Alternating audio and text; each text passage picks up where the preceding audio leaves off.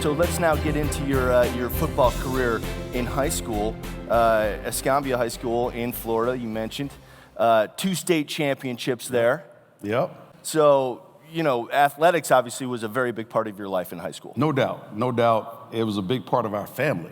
Obviously, I was the oldest boy, and I played football, basketball, ran track, played baseball, a little bit of baseball. Wasn't that good at baseball, but I played a little bit of baseball.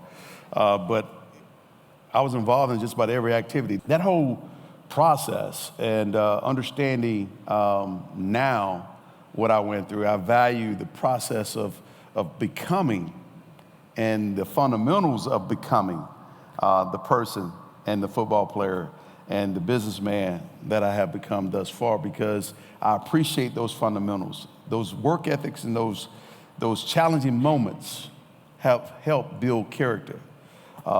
Trust me, I don't even want to go through challenging moments, but I understand why they're there. And not to mention the distraction of technology days too. Yeah. You know, you didn't have that when you were Nope, growing up. didn't have it. Also. So we were forced to go outside and obviously play with everybody, and you created your own games. I mean, if you didn't have a basketball goal, you took an old flat tire of a 20-inch spoke wheel and knocked the spokes out of it, nailed it to the back of the tree, and the tree was the backboard. So you learn either to shoot a straight jumper like Steph Curry, or you use the backboard to bank it off the tree bark. So, and if you didn't have a golf club, you took a tennis ball, created a hole, and a 2x4, and you putted it down and trying to make putts. Or if you didn't have a bat, you took a tennis ball or something, and you threw pitches, and you tried to swing and hit it out of the park. And we all play together. We don't do that any longer. That is gone. Everything. Only time we see each other is when there's a skills competition or a skill set going on. We don't really hang out like we used to, and because of other things that have taken the place and created distractions, so we don't create that connection no more. We're so much of a disconnected community now and versus a connected community. And that's what you formulate your dreams on. Exactly. Which through visualization becomes reality. Exactly. Yeah. Dwight also told me it's only a dream until you write it down, and then it becomes a goal. So you're taking that dream, you're writing it down, now it becomes a goal. Now you're setting parameters and things and benchmarks that you want to pursue to see where you are in the process of achieving your ultimate dream. So today we call it vision boarding. I mean, we at SEMA right now, so you got a vision for this old raggedy car that you want to transform. It starts with what you see and how you see that car. And then you put the things in place to make that car transform from this piece of junk to Bumblebee on Transformers. And so it's that kind of thought process that I utilize as an athlete to become a professional athlete. And along the way, you meet quality people to also help you go beyond just that talent. Yep. All right, so you attend the University of Florida. Yeah. You had made enough of an impression to earn a starting job, and let me set the scene for you, at Alabama. And you promptly broke the Florida rushing single game record in that game with 224 yards.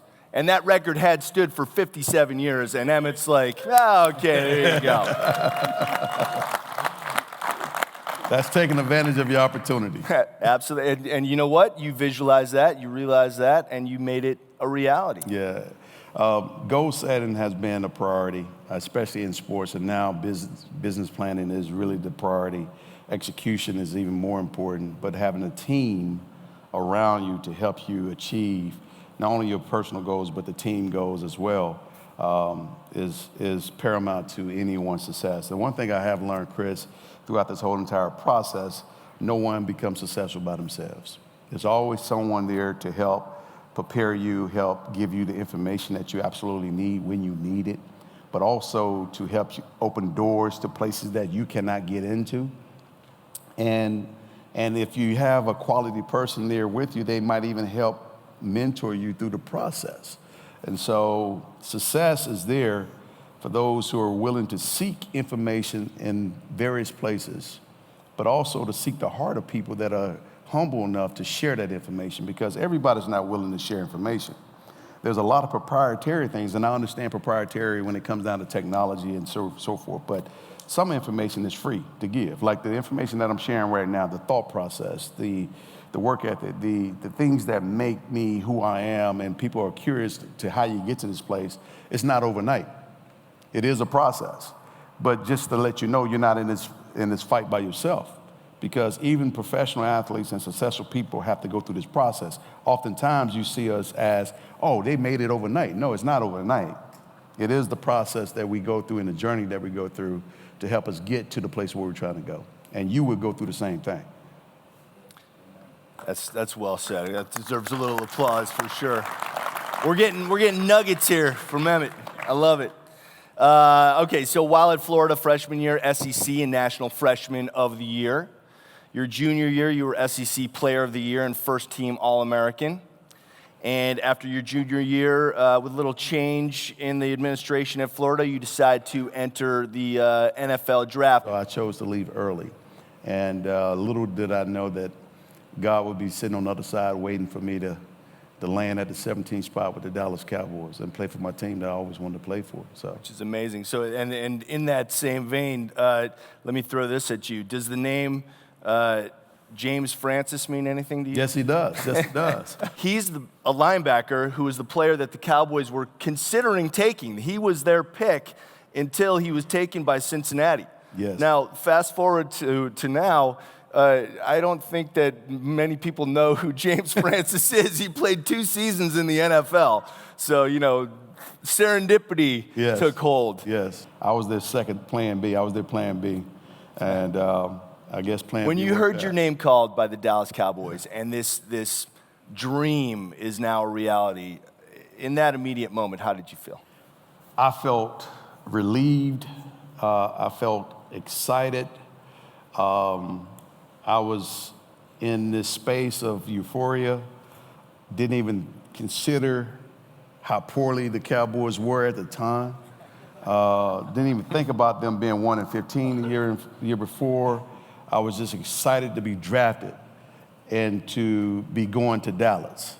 And then once I got to Dallas and starting to get settled in, I was able to start to think about not only who I was playing for, but also whom I was playing for. Obviously, the Cowboys with Jimmy Johnson as the new head coach coming from Miami, I knew things would get better because he knew how to put talent on the football field. With Jerry having the team, everybody's upset and all those kind of things. So, and whom I was playing for was my destiny and my God-given ability by my God and Lord and Savior Jesus Christ. All of that stuff became part of, wow, is this really happening? Do I really have a chance to become what I set out to be? Start jotting down my goals in terms of what I wanted to see for the Cowboys. Didn't want to see 1-15, as long as I was a Dallas Cowboy. Didn't want to see that ever. Wanted to win Super Bowls. Wanted to become MVP of a Super Bowl, of the league. Wanted to lead the league in rushing. Wanted to become the all-time leader in rushing in 13 years. Wanted to have a 13-year career. See, oftentimes we get to a place of achievement and we say, oh, I made it. No, you didn't make it. You just began a new journey. Making it has been consistent for a period of time, and you start to establish that the respect of your peers over that time because of your consistent play, because of your work ethic, because of your attitude and your focus and your commitment to excellence and your commitment to perfection, knowing that perfection is unattainable, but you're going to strive for it every day, and you're going to be hungry every day. You're not going to allow success to just spoil who you are. You're going to stay hungry because success is there to spoil you. It's there to make you lazy, because now you start patting yourself on the back of all the accolades that you've been able to achieve, because everybody is telling you, oh, you great, you this, you that. You start to believe and read your own press clipping is when you start to slow down. So continue to write headlines every day, great headlines if you can. And so that was my mentality. That was my focus. That was my commitment. That was my drive to go to a place of destination that no other man has ever gone. And so becoming the all-time leading rusher was just part of the process. I couldn't become the all-time leading rusher on day one. That's a given. So having your short-term goals and your mid-term goals and your long-term goals, and then once you achieve them, having more goals. That was my mission.